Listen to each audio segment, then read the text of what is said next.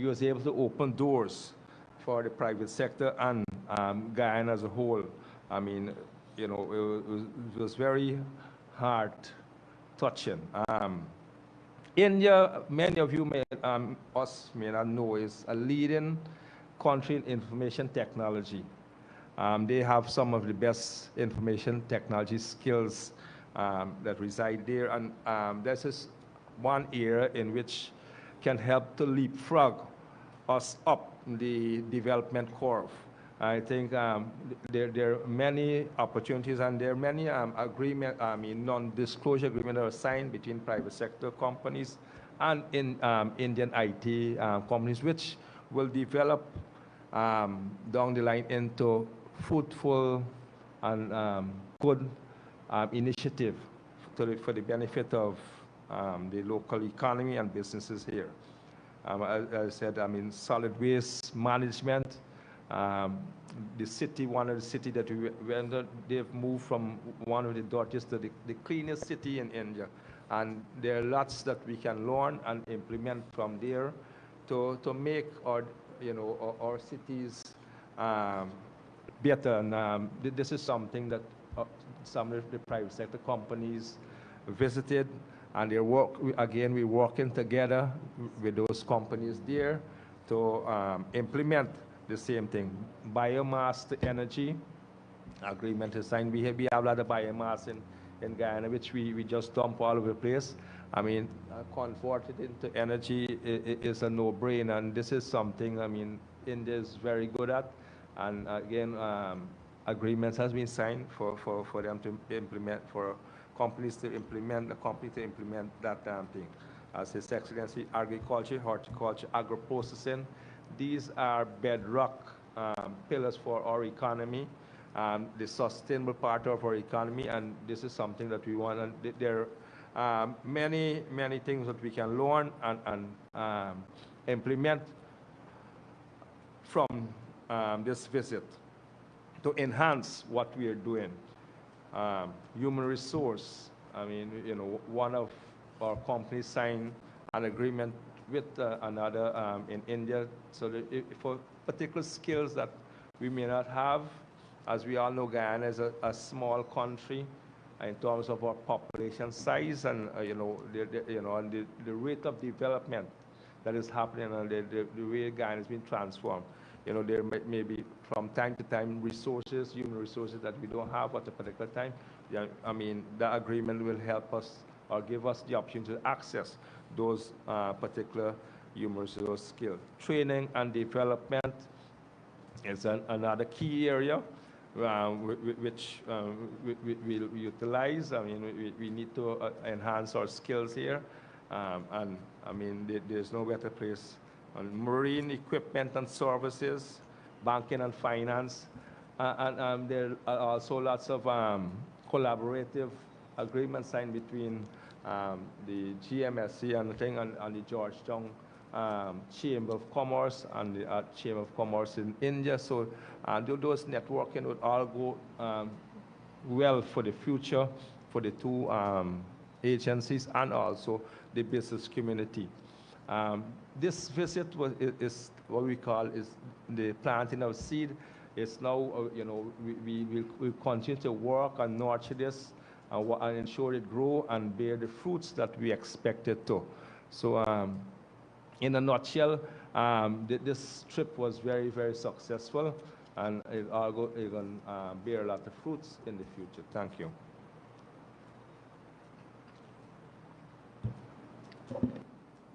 Good afternoon, members of the media. I wonder, after hearing His Excellency and Paul Chung speak, if there's anything else to say. But I'll begin. We are very thankful for the opportunity to participate in India's 17th Pravasi Bharatiya Divas, which means Non-Resident India Day, in Indore, Madhya Pradesh Global Investment Summit. It was a grand welcome as we visited 4 major cities: Indore, Delhi, Kanpur, and Bangalore. Special thank you to the good offices of the Go Invest, India High Commission, and the Ministry of Foreign Affairs for their diligent work and a successful mission. To our President of the Cooperative Republic of Guyana, Dr. Mohamed Irfan Ali, we could not have asked for a better leader than you, Mr. President, to represent Guyana at this moment in time for the building and transformation of our country. Full of energy, passion, persuasion, not only presented Guyana's vast opportunities to India, but also motivated and inspired our businesses to be bold in their actions towards development through forging alliances and partnerships. You've heard our President speak many times about consortiums, and I've been doing the same. What are the opportunities and lessons learned? As we traveled through India, the enormity of industry's development was glaring and could be intimidating by comparing where we are today and where we need to be tomorrow in order to realize the true potential from our vast natural resources. While India do import some raw materials for its manufacturing, most of its inputs are derived from its own natural resources, especially agro-processing and construction sector. As we anticipate future reduction of logistics and energy costs here in Guyana, we need to prepare our manufacturing sector to seize the opportunities by gradually shifting into a secondary economy like India. Hence, the reason for signing 3 strategic MOUs at the GMSA on this mission, which are all low-hanging fruits towards the building of industries. The 3 MOUs: 1, waste to energy in the wood sector by utilizing excessive biomass while reducing the cost of energy and improving competitiveness. 2, large-scale furniture manufacturing to meet the country's rapid demand in both domestic and regional markets. 3, manufacturing complete radiators to serve several industries such as the automotive, generator, and boring machines in Guyana and beyond. The vast population for consumption of products in India comparing to Guyana could make one feel that it will not be feasible to sustain large-scale manufacturing here in Guyana. But we need to be constantly remind ourselves that our market is not just Guyana, but the Caribbean and beyond. According to India Invest, there are 3 key major areas of where they have been ranking 1. They're the #1 producers of spice in the world, as you know.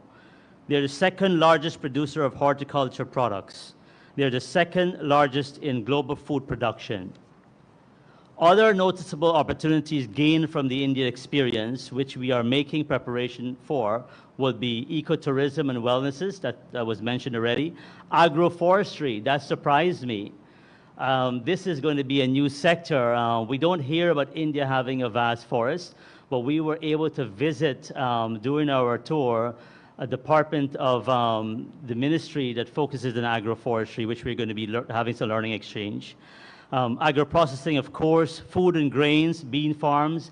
We've met a major company who is going to be perhaps coming here to help introduce beans growing here in Guyana, all types of beans. Pesticides, this is a major area that we've had engagements with companies. ICT, of course, and also, last but not least, investing in India. We, as entrepreneurs and businesses in Guyana, we will have an opportunity to also invest in businesses in India, which we would like to encourage our members. Also, in closing, I would like to borrow a line from our president during his speech at Madhya Pradesh Global Investor Summit. Driven by private sector and supported by government, I repeat, driven by private sector and supported by government. Business colleagues, the opportunities are ripe in Guyana, and the world has recognized it. We need to actively form alliance with other companies, locally and or internationally, and drive the mission for government to support. Thank you. Good day, media. Guyana Invest was proud to facilitate probably the largest private sector delegation out of Guyana to India. Close to 30 companies actually went with us to India.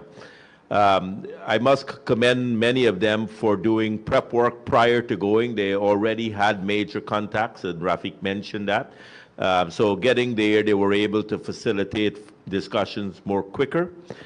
We were able to facilitate business forums. We had 3 business forums, some 75, some over 100 senior executives from Indian companies coming to listen to Guyana. So the exposure Guyana gained from that visit, I believe, is significant. And how do I measure that? And we, in our office, has to continue to measure all of these agreements between the private sector companies and how we can facilitate the entrance of these global sectors into Guyana. This morning in my email, I have already received 8 proposals from various businesses in India, from bamboo to construction to clay brick factory. Somebody has already done their research in Guyana. They want to come in wherever we have clay and set up a clay brick factory. So we will continue to monitor what Rafiq said in terms of some of the agreements. We, Guyana Invest Office, also signed an agreement with Invest India for both inward and outward investments. India, as is one of the leading facilitation agencies in the world. The president mentioned Infosys. You know, Guyana, we have been focused on the back office processing, telecommunication industry. When we started government, I think we had inherited about 3,000 seats. We're up to 8,000 seats in call centers and back office. We're on our way to about 15,000 seats in a year or two. In our 2023 budget and in our 2022 budget, there is build out of infrastructure to entice some of these companies from India and from other parts of the world into Guyana. And the reason for that is most of the North American companies want to go near shore, so they're not outsourcing all their work to Philippines and India anymore. So we're looking to attract that, and Indian companies with contracts like Infosys is looking to expand their markets into Guyana. So going forward, our role from the Guyana Invest Office is to monitor these agreements, measure implementation by these companies coming in, look and see what incentives we need to give to them, and work with our private sector to ensure that they are able to deliver on their goals in enhancing our economic situation in Guyana. Thank you. Thank you, Dr. Ramsuru. I'd like now to invite Mr. Floyd Haynes, CEO of New Haven Merchant Bank, to bring some remarks. Mics? Oh, okay, good. Thank you very much. Thank you, members of the press, His Excellency, ministers, members of the private sector. Thank you all. In a short way, the trip was a resounding success. We did 4 or 5 cities in 7 days. It was grueling, but productive. You know, it was a little different. Typically in these types of things, you have government officials meeting government officials in a room. They cut the deals, they shake hands, and then they come out and do the press conference. This was different. In addition to government officials meeting government officials, we had B2B. Private sector India meeting private sector Guyana. And the president challenged both. Challenged the India private sector and challenged the Guyanese private sector. In fact, in several of those meetings, one of those meetings was standing room only. It was so filled with private sector folks from India. And the president, as he is known to do on several occasions, would call out Guyanese businesses and say, stand up, introduce yourself, tell them about your business. And several of the members of the private sector had an opportunity to do just that. And to me, that was different. It was private sector talking to private sector. And that is what I call walking the walk. Now, for me, personally, I'm in the banking space. As you know, India is one of the global leaders in what is called fintech. It's just a fancy word for financial technology. And it describes all of the various programs and technology that enables or facilitates financial transactions. The whole idea being is that all of your financial transactions, whether you're borrowing money, you're making payments, any of those things, you're trading, all of it will be digitized. India has probably gone further than just about any other country in digitizing their financial architecture. Virtually no one carries cash. From the taxi driver all the way up to the Prime Minister carries a digital wallet. That's the kind of technology we hope to bring to Guyana. And to that end, I have met specifically 2 firms who are leaders in that space, and we've already begun collaboration. So again, I say for me it was a resounding success, and I want to thank His Excellency for not just talking the talk, but walking the walk. Thank you, Mr. Haynes. I'd like to invite now Mr. Sham Nokta, Managing Director, Environmental Management Consultants. Thank you. Good day, everyone. His Excellency, members of the head table. I will not repeat what my colleagues from the private sector have said, but indeed, this was a trip with a difference, and government and private sector undertaking this trip as a team, working as a team throughout the various engagements and visits that we had, is one of the successes. But as my colleagues would have mentioned, in each specific area, there was an opportunity to engage directly with companies, with business support organizations, to establish partnerships, collaborative arrangements through MOUs, etc. We also had the opportunity, in addition to meeting with private sector and government, to also engage with centers of excellence, institutions that are leading the way in terms of skills, expertise, technology. And one of those was the Energy and Resources Institute. They've been around for about 4 to 5 years, and they have been working in Guyana for about 10 years. And it provided an opportunity for us to build on that foundation. There are several areas, but one I wish to mention today is in relation to renewable energy and energy efficiency. So, as you may know, India is a leader as it regards to solar technology. The International Solar Alliance is an initiative that India is playing a lead role, and there clearly is quite a lot of opportunities here to look at transferring technology at different scales, from the community level right through to industries, to government buildings, etc. And through the visit and through the discussions, there's going to be several projects related to renewable energy and energy efficiency, but also many of the areas that His Excellency would have mentioned, agro-processing, in the area of biodiversity, forestry, among others. So I wish to say that, in my view, it was an extremely successful trip. There is now a foundation to go forward, to strengthen the relationship, and also, importantly, to ensure diligent follow-up to bring many of the discussions and the initiatives that have been discussed into fruition. Thank you. Thank you, Mr. Nokta. I'll invite now GEICO CEO, Mr. Komal Singh, to bring remarks. His Excellency, members of the media, members of the head table, good afternoon. I must say that I was very, very privileged to be part of this team to visit India. Over the last 2 years, we have seen our president and his team making huge promises in terms of developmental plan for Guyana and very long-term strategic plan. And one would have sit back and think to themselves, how is it we're going to achieve these targets that His Excellency is setting? They're very tall targets, they're very aggressive targets. Going to India, I'm very comfortable. I came back very energized, seeing what India have done and where they are today.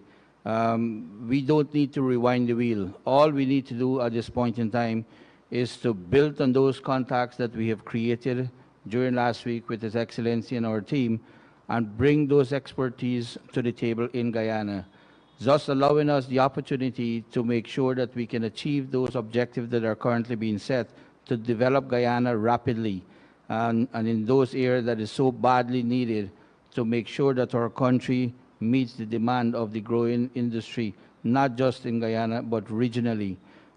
We had the opportunity, like our colleagues mentioned, to meet with many companies that have synergies that we can bring to Guyana and develop in our sector in a short span of time. Agro-processing, like our colleague mentioned, it's a huge one. We have met almost 2 companies who are so interested in coming to Guyana. And instead of just having lots of fruits and vegetables dumped during certain time of the year, they want to work with us to create partnership to set up agro-processing facility in Guyana. And I think at this point in time, with the initiative that the government is working on at this point in time, it is very important we bring those guys to the table as quickly as possible. I mean, our construction and engineering sector, the development that is currently taking place right now, we want to see some of those technology transfer here. With the budget you heard yesterday, there's many bridges that needs to be built across the length and breadth of Guyana, and these are huge structure. Instead of us importing all of these equipment and machinery and tools from time to time, many of the companies, we have met with 2 companies who are very keen in coming to Guyana and setting up huge structure so we can build big overpass. They can build and prefab those structures so we don't need to bring those resources from outside thereon. One of the most amazing area that we have visited was Indore City. Indore City, and I'll just take a minute to say it, and I can't stop talking about Indore City. We have seen over the last 2 years an aggressive move by the government to keep the city clean, to keep people from stop littering. In 2015, Indore City was worse than what we're seeing in Georgetown today. It was worse. They were dumping, they have dump sites. The dump site was in flame 24/7. Today, Indore City, they have no dump site. They process every single waste that they generate. They process it in ways where they can make the waste become a revenue stream. So nothing is being dumped in a dump site. So you wouldn't go around Indore and see a dump site. They were able to achieve that target within a short span of time. And if you walk around Indore today, you will not believe what it looked like in 2015. So looking at that, I'm very upbeat at this point in time that we can achieve that objective that the government is pushing right now to make Georgetown a clean city, litter-free. It all just takes all of us to put hands on board and work collectively. Those companies who have worked with the municipality and the government there and create public-private partnership, we have seen how successful that public-private partnership is. That company is willing to participate and bring the skill set and the expertise that they have used over the couple of years to achieve that objective. They are willing to come to Guyana and work with us here to help us to achieve that objective. And last but not least, I must commend His Excellency and his entire government to allowing the private sector commission, not private sector commission, sorry, the private sector of Guyana, and I repeat, the private sector of Guyana, to be the driving force for development. And that is an enormous opportunity that the private sector were given, and we need to capitalize on it. The opportunity is enormous. We need to continue to look for opportunity to collaborate. We need to continue to look at all of the low-hanging fruits that exist and grab on it at an early stage. Don't allow it to go past us. Thank you. Thank you, Mr. Singh. And now we're going to hear from Mr. Stephen Jacobs of Jacobs Jewelry. Pleasant good afternoon to one. They usually say you leave the best for last. His Excellency, ministers of the government, all the members of the head table, members of the media, pleasant good afternoon to you all. Let me firstly thank His Excellency, the government of Guyana, and also the government of India for the opportunity for myself being the director of Jacobs Jewelry and also one of the directors of First Change Builders, without a director being Mr. Leon Johnson, who's here also. The opportunity of what I would say a very successful, informative, and eye-opening trip to India. From a business perspective, we've been able to form partnerships, network. Jacobs Jewelry had the opportunity to partner with MS Singhvi Jewelers out of Delhi in India to provide high quality 18 and 22 karat diamond jewelry out of India. We know India is a hub for jewelers also. Let me endorse basically everyone at the head table in saying that His Excellency's work on that trip was amazing. I actually had we had the front row seat to actually see how he does it. It was meeting after meetings, it was late nights, and we were also up very, very late. My colleague also mentioned the amount of cities we had visited in a short period of time. In closing, I would just like to say, the information that we had access to in India, we will use that to not only transform ourselves in business in Guyana, but to also bring other businesses from the private sector, because it's not only the responsibility of the government, but it's the responsibility of the private sector to continue the development of Guyana. I thank you. Thank you very much. Stephen is a very modest guy, but what struck me about Stephen is his love for Guyana. He spent a lot of time there trying to reach out to trainers to come here to be part of a training academy for jewelers that he wants to establish. And Steve, I think that is very commendable, man.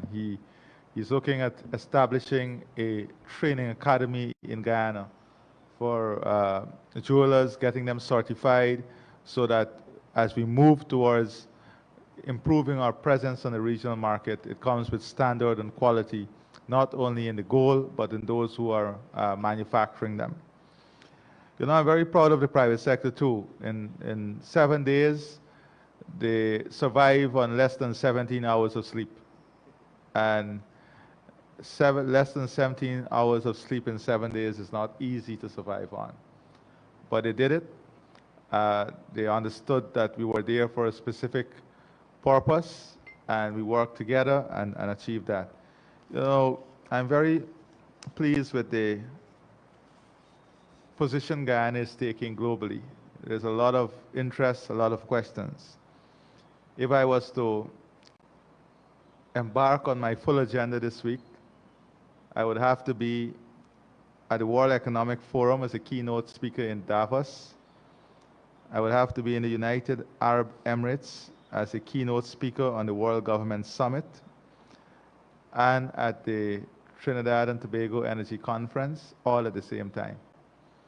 So I am very pleased that the work we are doing in Guyana and the development path that we are taking is attracting tremendous international interest.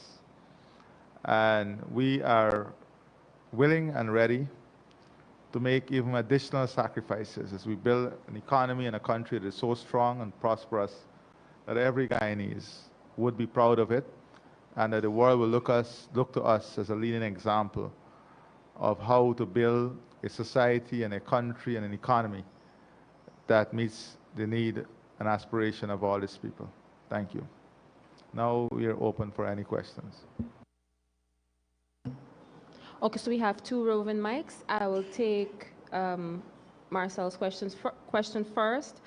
Please remember to identify yourself, your name, your agency, and then proceed with your question. Go ahead, Marcel.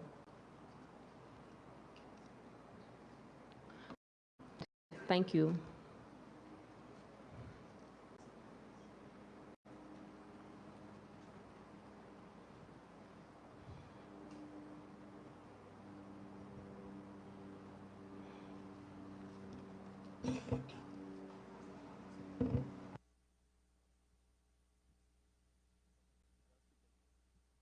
Thomas from the Starbuck News. Microphone test, 1, 2.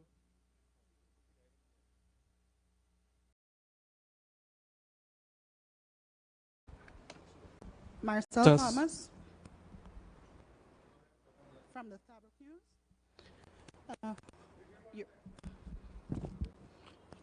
It's not a Mic mic, test. it's me.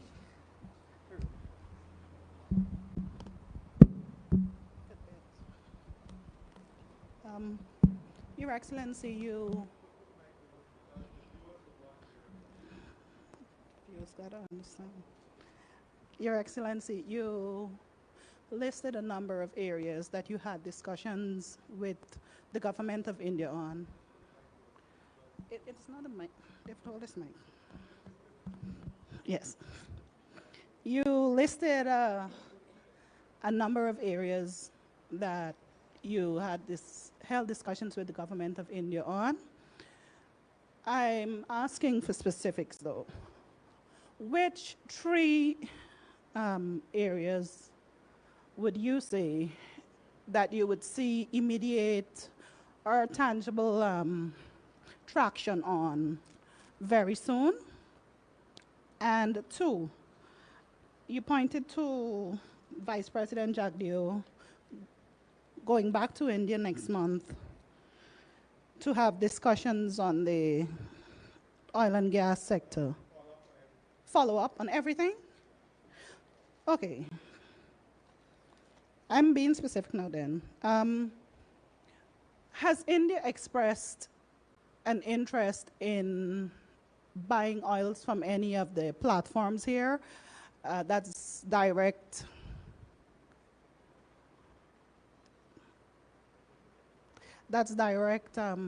sales between government to government. And would this be one of the areas that the VP would have discussions on?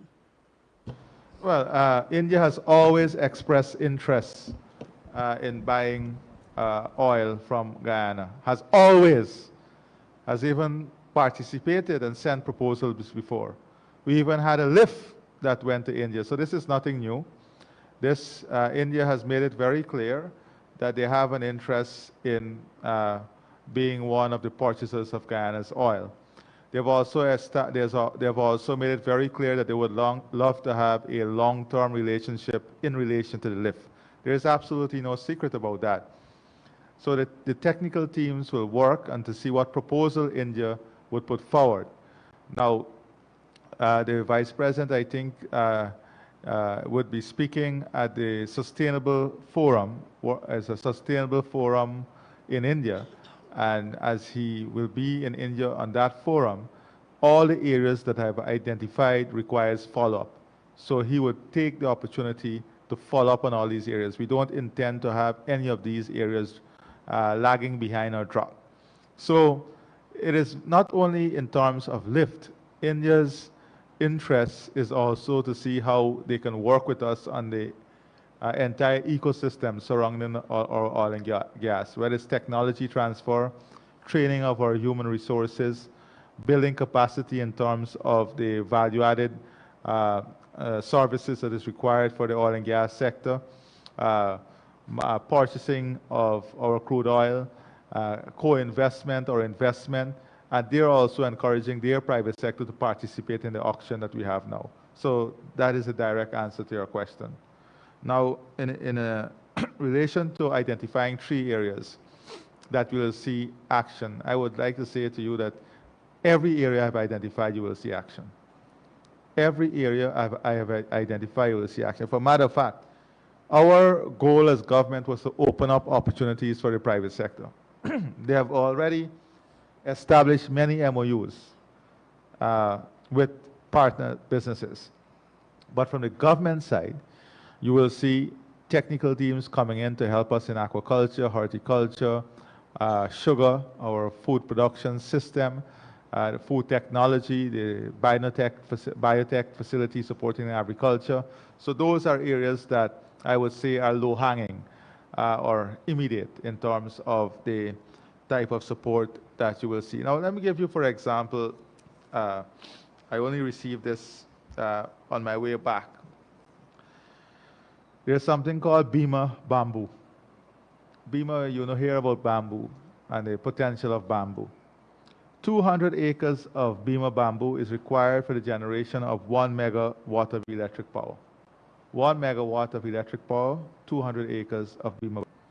150 acres of Bima Bamboo cultivation is needed to build 1,000 homes. And this is what they're doing now. This is not new. This is not something that is in the testing stage. This is something that is being used now. If you look at timber homes, to build the same 1,000 homes, it will take 500 acres of our traditional forests in terms of lumber. While with the Bima Bamboo, it's 150 acres. Now, the Bima Bamboo, we have the best climatic condition in the intermediate savannas for Bima Bamboo. But the government can't go and plan this. I'm looking forward now for the private sector to utilize this opportunity that the government is enabling, and I know Rafik and all of them are doing this, to move towards building a consortium to make use of this opportunity. And that is what this is about, you know. The community forest organizations that we have, not only looking at extraction of lumber and wood now, but to see how they can be part of this, building the ecosystem around all of this. What we are doing, a lot of what we are doing is really setting up Guyana to function in a sustainable, resilient way in an economy 2030 and beyond. That is what a lot of the investment that we're making today will do. Create an environment, an ecosystem in which our economy 2030 and beyond will be second to none globally. Thank you, Mr. President. I have, just before you go ahead, Kiana has a question, and then we'll take Kurt.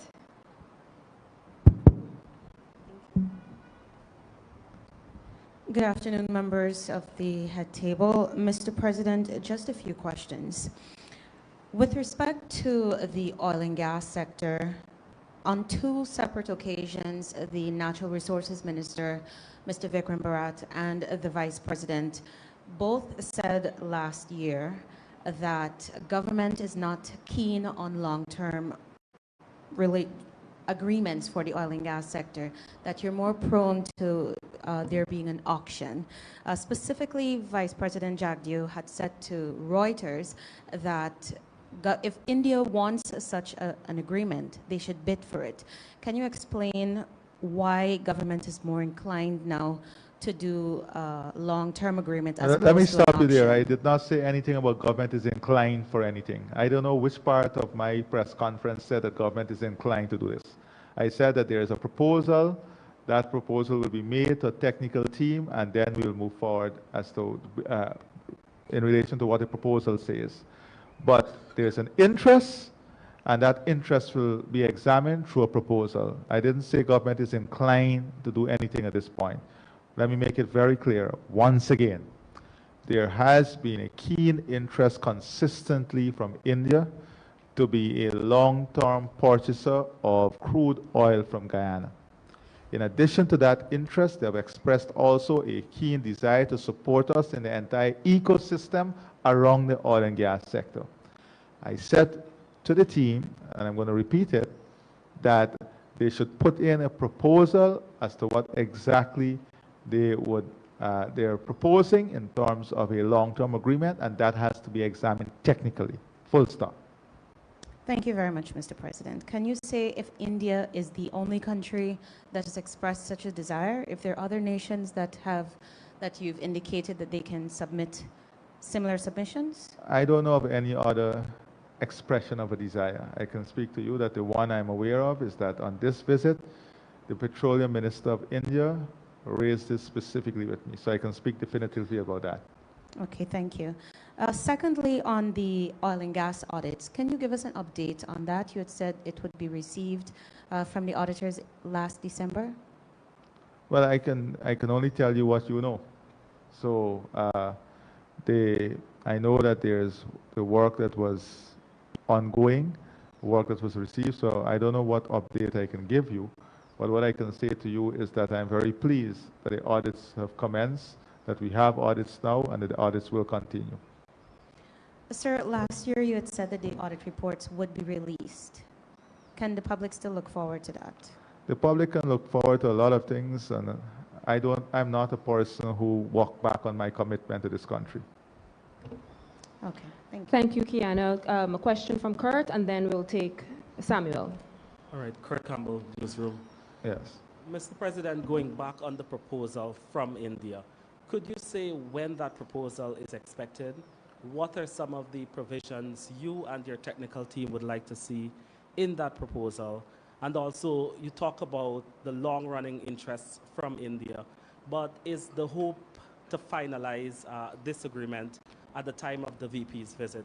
And secondly, can you say when the government, or whether the government, when or whether the government will make a decision on awarding blocks directly to the Indian government? Oh my God, you've gone even 5 steps forward. I don't know when you heard I said awarding blocks directly to the Indian government. I said government-to-government collaboration. There's an interest in government-to-government collaboration that is far from awarding blocks directly to India. Court, we in 2 different press conferences here, brother. So let me say this to you. We are far apart there. there's totally a misinterpretation on your part, not on my part, because I'm very clear. So there's two things. One is that a technical team will examine this court. We have to await what the technical team say. I don't know what the proposal will be. I haven't seen the proposal. So two technical teams, the technical teams will work, submit, and then, of course, whatever they submit, you will know. Whatever you submit, you will know. Everybody will know whatever they submit. What proposal they're making to the government, you will know. The second thing is we have said consistently that there is a scope for government-to-government collaboration in terms of the development of our oil sector. Not only India. There is a scope.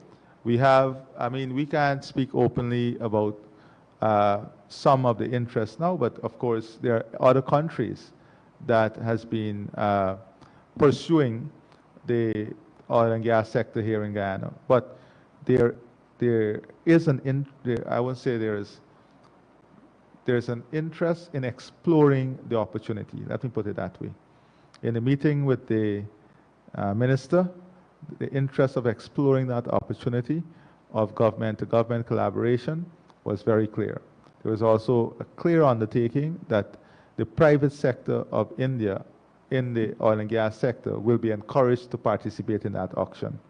We also encourage the government of India to have their agency participate directly in the auction also, because we would like to see as much people, every government that is interested in participating in the auction we would welcome it. We love it.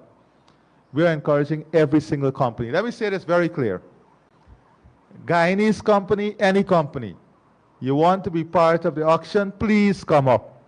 Any government in any part of the world, any company in any part of the world, you are free to be part of the auction. This is not for India. The same invitation that we gave to India is the same invitation to the rest of the world. Full stop. Thank you. Thank you, Mr. President. We'll now take a question from Samuel. Mr. President, good afternoon. Samuel Suknandan, NCN News. Just a little outside of the presentation today, I'd just like to go with the budget 2023. You detailed some of the tangible benefits that will be derived from that budget. Last night, the opposition leader, Aubrey Norton, spoke about it. He labeled it anti-poor and anti-working class. He also said it's for families, friends, and favorites. I'm sure you would object to that. Your response to the opposition leader's comments? I'm just shocked and surprised. But what more can we expect? Where there is emptiness, there is a lot of noise. Where there is emptiness, there is a lot of noise. So let's examine this budget that is for friends and family. I was going through in a live last night some of the benefits of this budget and what it brings to people. All right? So let's take, for example, the housing program. 25,000 Guyanese family would own their own lot, their own house lot, and their own homes eventually. So that is 25,000 friends and family of the government. I take it, thank you. I take them as my friends and family because every Guyanese is my friend and family. So yes, Mr. Norton, the 25,000 that will be getting their house lot under this government is our friend and family because in your 5 years of government, you failed to give any of them anything. So I take them. They are my friends and family. The movement of the threshold from 75,000 to 85,000 that will benefit tens of thousands of Guyanese, they are my friends and family. I love them. Do not claim them as your friends and family. You said that they are our friends and family, so they are my friends and family. Let's go on. The Because We Care grant that will benefit 214,000 school children, 214,000 families, They are my friends and family. I love you guys. You are my friends and family. Tell the opposition leader, thank you for understanding that you are my friends and family. That is why we are working for you. That is why we're helping you. So the 214,000 children that are benefiting, you are our friends and families. The thousands of consumers who will benefit as a result of the reduction in the freight costs, you are our friends and family. Yes. Yes, Mr. Norton, they are our friends and family. Every Guyanese is part of our family and friends. The $3 billion in salary adjustment that will benefit the 5,000 healthcare workers and 9,000 members of the disciplinary forces, you are our friends and family. Yes, you are our friends and family. You are part of this great One Guyana family, and I'm happy that the opposition leader has finally realized that all of these people form part of this one big, happy Guyana family, the One Guyana family. So I'm not looking at it as a negative. You know your president. I don't look at anything in a negative way. What the man was really saying was that Guyana and the delivery of Budget 2023 is for the entire Guyanese friend and family. He's accepting the fact that the PPP government has embraced the entire Guyana community as our friend and family. So why are you beating up the man? My friend, why are you beating up this man? This man has finally come to his realization and the reality that this budget and this government is delivering to the friends and family of the PPP who constitute the entire whole of the country. All the Amerindian communities and Amerindian that will benefit.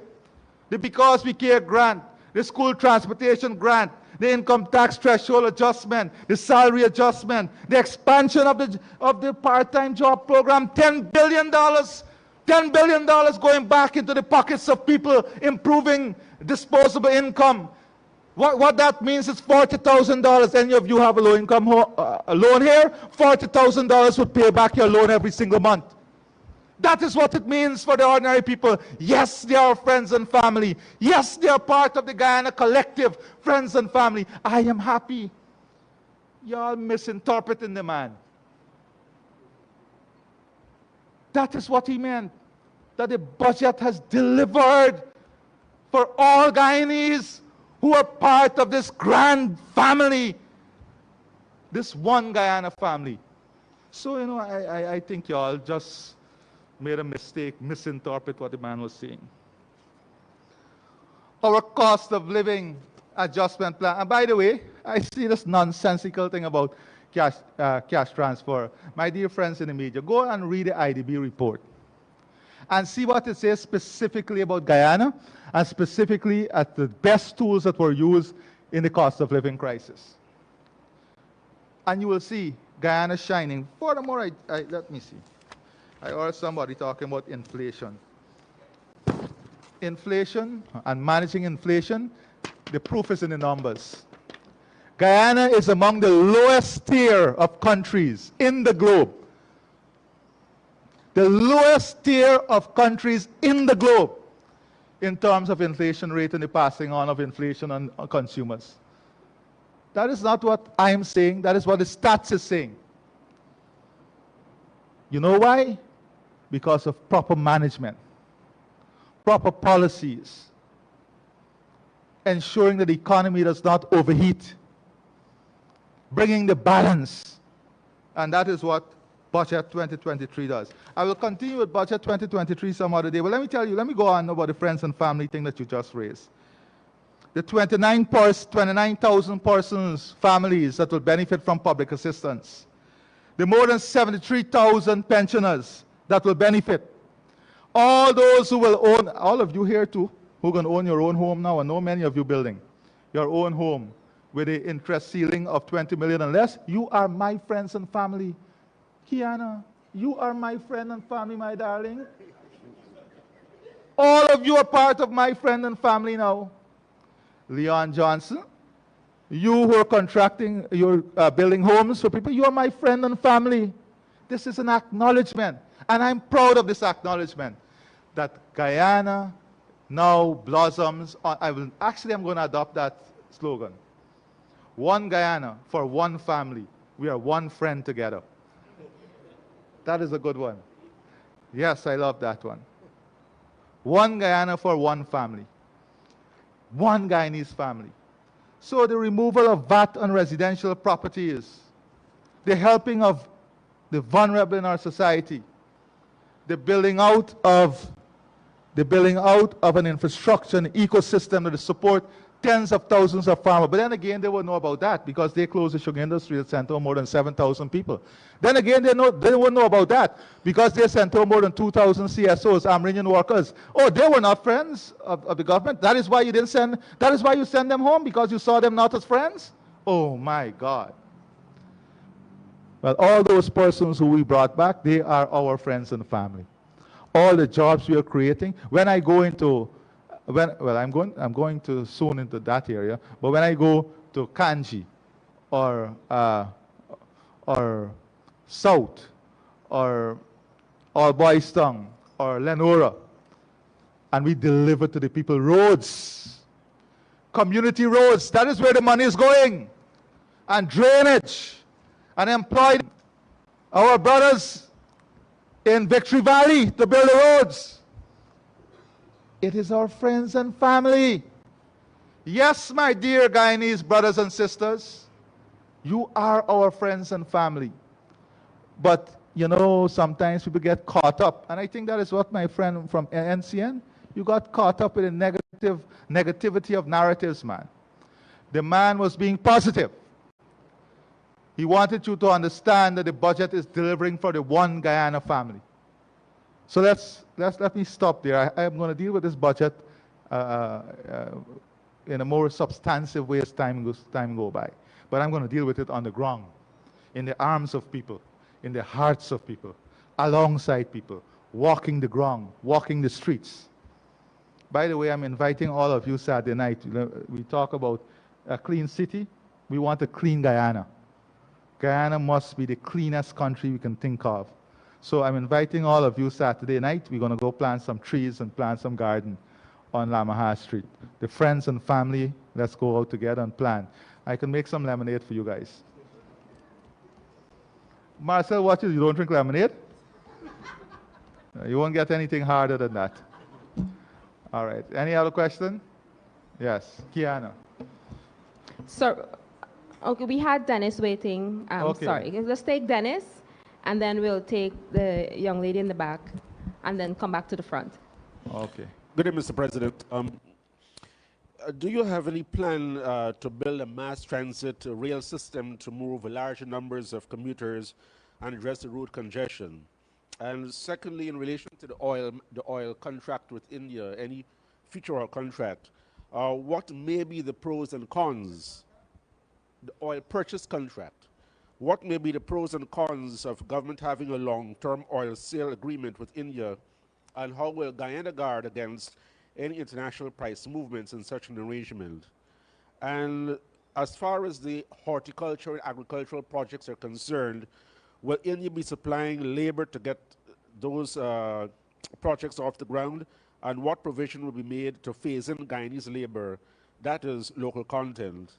And if you'll permit, sir, when will teachers' salary scales be adjusted upwards? Thank you very much, Shabal. So first of all, the transit system has been something we have been discussing at a technical level. From a planning perspective, if you look at the population density from Grove on the East Bank to maybe Nabakalis, and the movement of people along that corridor, one might easily say that a rail system is easily justifiable. But whilst these things are in its early stage of examination, there is no decision on that as yet. But I would say to you that it's not outside of our thinking horizon. It is not outside of our thinking horizon. It is something that, from a planning perspective, we are examining, and any decision would have to be based on a full-fledged study, to justify such an investment. But I won't say it's outside of the thinking horizon. The oil, if there is a potential contract, of course that has to go through a whole process. we shouldn't jump ahead of things. A proposal is coming. Whatever is in the proposal has to be examined. After the examination of that proposal, of course, we may have questions, we may have queries. Those questions and queries, answers to those questions and queries will be sought. But no decision has been taken to contract or to go in contract with India at this time. No decision has been taken in relation to that. Let's get that very straight. It is an examination of the possibility based on a request by India. They will submit their document. That's for that. Now, the horticulture investment and all of agro-processing has to do with technology transfer.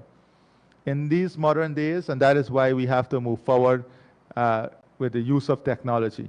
It is not displacement of local labor.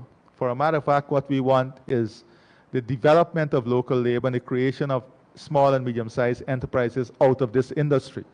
So it's about the technical knowledge and the technical expertise help build this industry with the utilization of technology and also taking our comparative advantage, matching it with what they can offer to enhance our productivity. That is what it is about. It is not about supply of labor for the horticulture industry. It is not about, it's about technology, expertise, the experts coming in with the right technology, supporting us to build our own capacity, and of course, utilizing technology to help us. And what was the last question? Oh yeah, teacher salary. As I said, from day one, that we are looking at salaries in a holistic way and in a phased manner. At the end of last year, we adjusted the healthcare workers and members of the disciplinary forces. Other categories, as I said, are under examination, and the adjustments will be made at the appropriate time. One thing you can rely on this government is that we never ever walk away from our commitment. Dennis, there are other persons waiting. So. Mr. President, what do you mean by government-to-government collaboration in relation to the oil sector? It's technical language probably. It's not very basic language, actually. Government-to-government collaboration is a wide concept. Now, you remember earlier we were talking about the possibility of developing our own oil company. Remember that. Now, what we have seen is that there is private sector interests and there is government interest. There's a lot of government around the world that has invested in the oil and gas sector. That they have expertise, they have years of experience in the oil and gas sector. Now, their system allows them for their government to be an investor or be part of a development, oil and gas development. So that is what we mean. Countries like those who have a direct interest from a government level to participate in or be part of the development of the oil and gas sector. In a narrow way, that is how I'll put it, Dennis. Yes. Thank you. We'll take a question from, just stand and the mic will come. Good afternoon. My name is Davina Bhagat and I'm with Kaichor. Mr. President, Dr. Ashni Singh, and I'm going back to the budget just for a bit. He said that it's keen on avoiding the Dutch disease, but he also reported that the massive growth in the economy was fueled by the oil sector. Sir, does this concern you, and should Guyanese be alarmed by these figures? And just before you go, Mr. Glenn Lal has also sent me some questions that he would like you to kindly answer. He said he would have liked to be here. And you are, Mr. Glenn Lal can come. Why he didn't come? He said he was stopped at the gate because they told him he was a bit late. Well, you know, you got to be early in life. Otherwise, you're going to lose a lot of things, you know. So let me answer your first question. The Dutch disease. You can sit. Okay. It is nonsensical. Absolutely nonsensical. For one who understands Guyana economy now, is driven by a huge development of the oil and gas sector, to not understand that the oil and gas sector would be bringing in large-scale revenues for the country. That has nothing to do with the Dutch disease. the revenue that comes from the oil sector has nothing to do with the dust disease. It is what do you do with that revenue?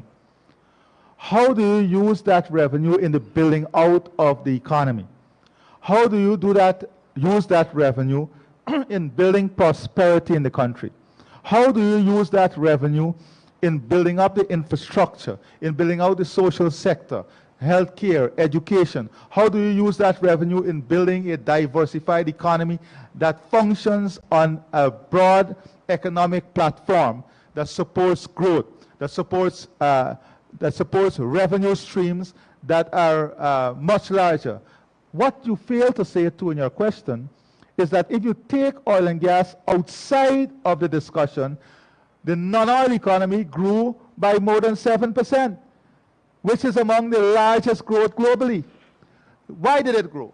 It didn't grow by accident. The oil and gas sector also stimulates other sectors in the economy, like the construction sector. Our construction sector is growing phenomenally.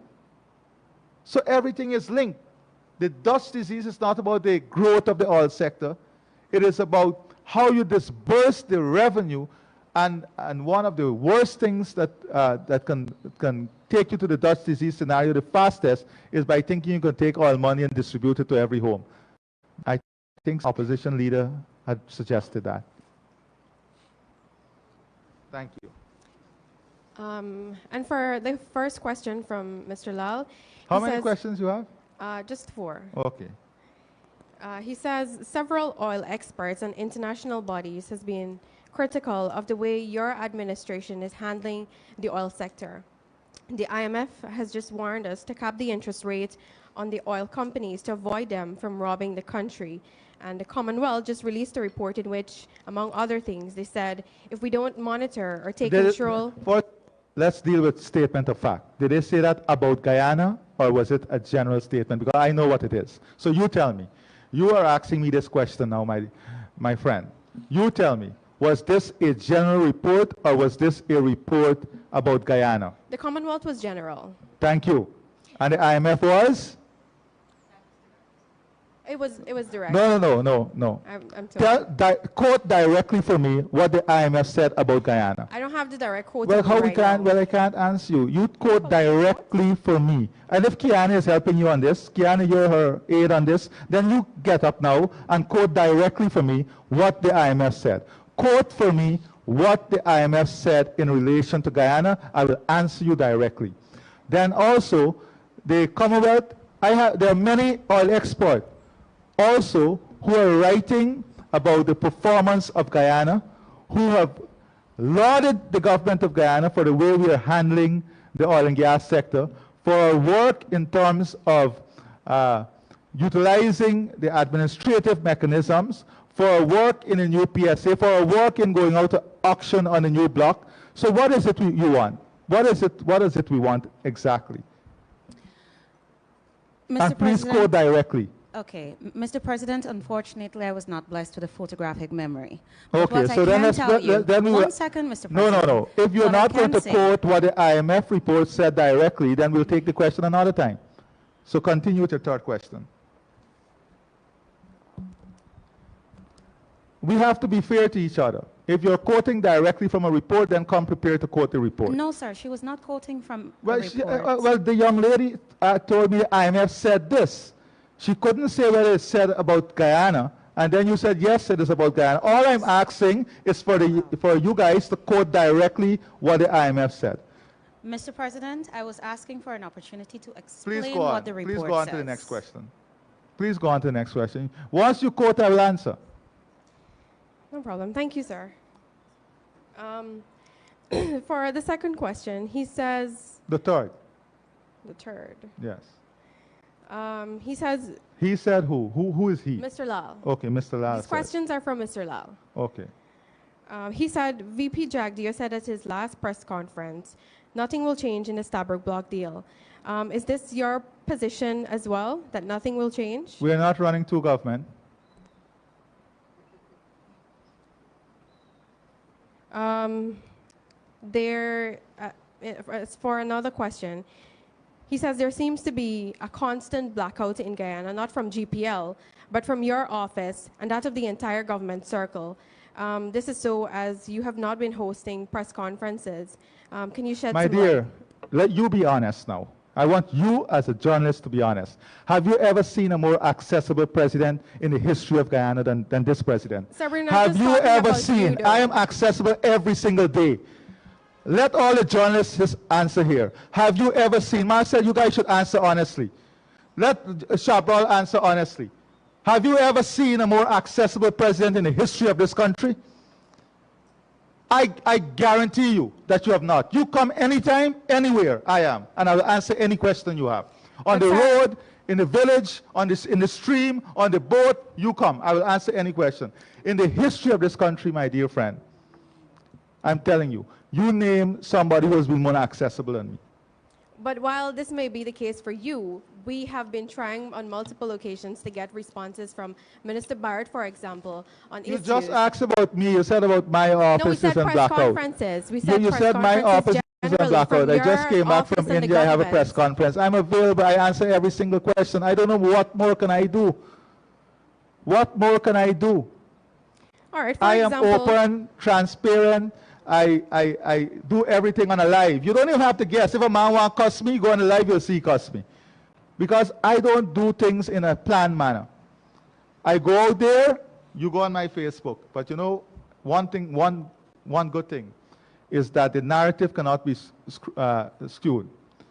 When the narrative is on a live, that is the narrative. You can hear who is against you, for you, what suggestion they have. I don't hide. And let me tell you this. Mr. Lal knows this. If he has a question, you can send a question to me. You send a question to my office and you will get an answer. I am open to the press. I am very, very much open to the press. I am available to the press. all right, if I may continue, thank So you very much. you'll make sure you make use of that. Yes, sir. Thank I will. you. Thank you. Finally, he says the gas to shore, the gas to energy project, the largest ever investment your government is embarking on, is US $2 billion. And the people you have put in charge has never held a press conference or a discussion to show this nation how the investment will be successful and not become another skeleton plant. My dear sister, I want to ask you something. How many articles have you seen on this gas to shore project from the government?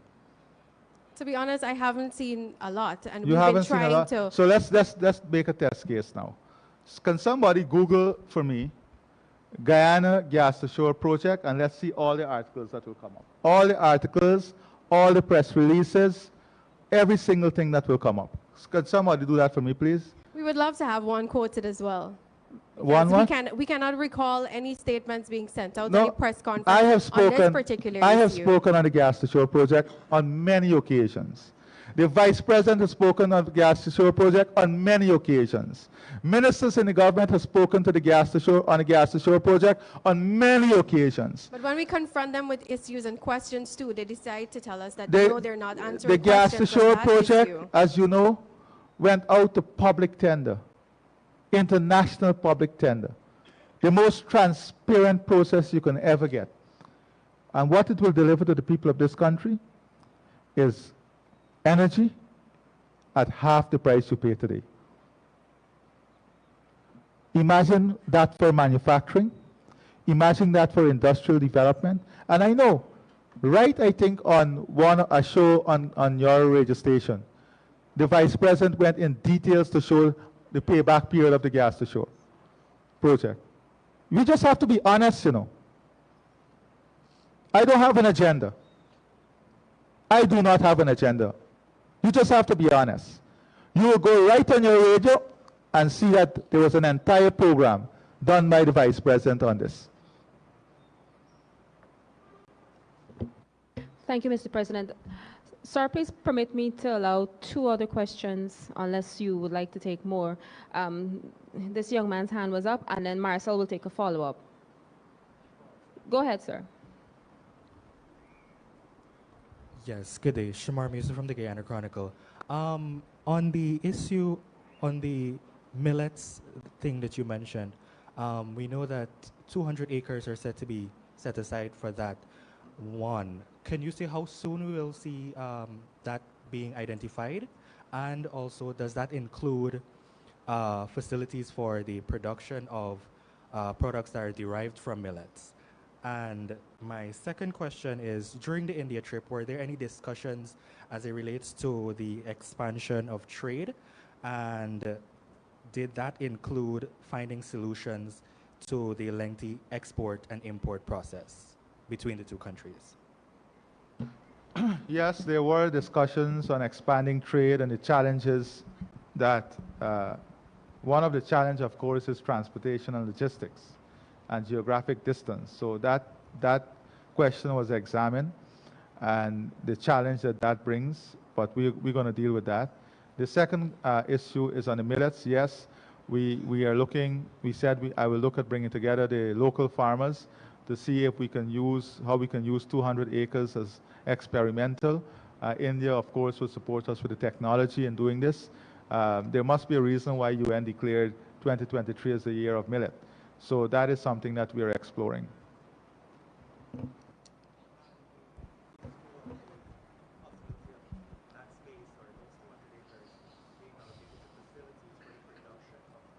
No, that is what I mean. The entire ecosystem around it, which include the processing.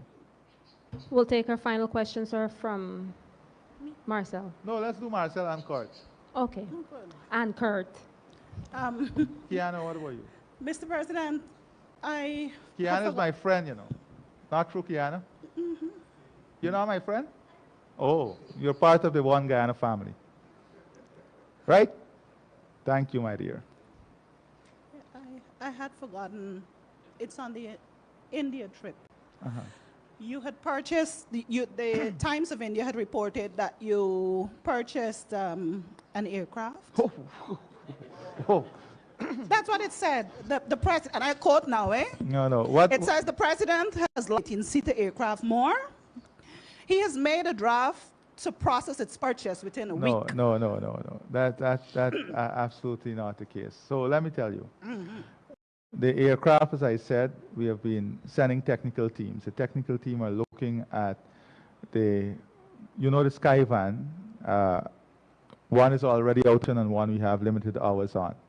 So the replacement aircraft that we are looking at, one of it is this Donair.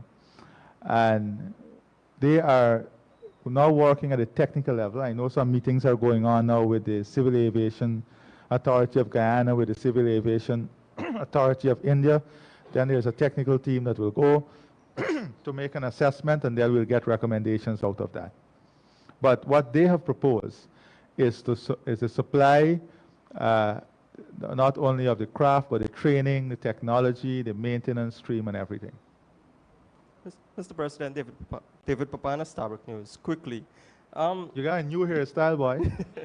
Like something grays the side of your head. Yeah, 2 marks there. Yes. Could you give us an update on the process of the appointment of Chancellor and Chief Justice, please? So you decide to make a full blow today. So there's no update from the last time. We have to get the Judicial Service Commission in place. We are working on having that in place. I'm very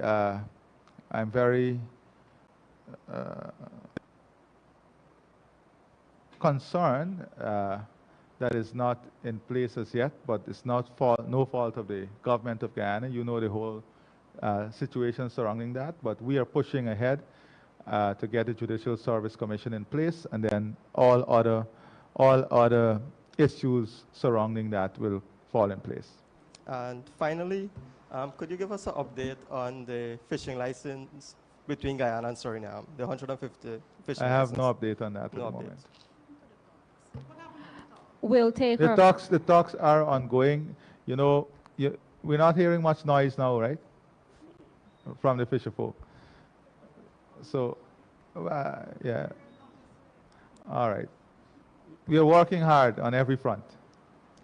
Mr. President, back to your India trip. I did not want to lose the opportunity to get some more information on the potential of partnership with the Indian authorities as it relates to Gaisuco and you also mentioned Silica City. What exactly is Guyana looking to the Indian authorities for? And I'm asking a question against the backdrop of the interest expressed by other countries. No, no, of course. There's interest expressed by many other countries, especially on Silica City. The support I'm talking about is urban planners. They have specialist urban planners that they can help by sending here, that would work with our local urban planners, that would impart technology transfer, transfer of ideas, and so on. So those planners, you got the quotation in the meantime though, my friend? Otherwise I'll take your question back again. You get the quotation? But you're getting, you have some time as we go on to get a quotation. I will even retake your question. I'm just, once you get the facts, I'm ready for it. Yeah, so, so the technical expertise, definitely. We will get the technical expertise from there in the urban planning. That is all it is to help us, because we are at that important planning stage. In relation to Gaisuku, we have to bring in technical expertise. We have been open to private sector involvement, and any private sector involvement, we have had expression of interest.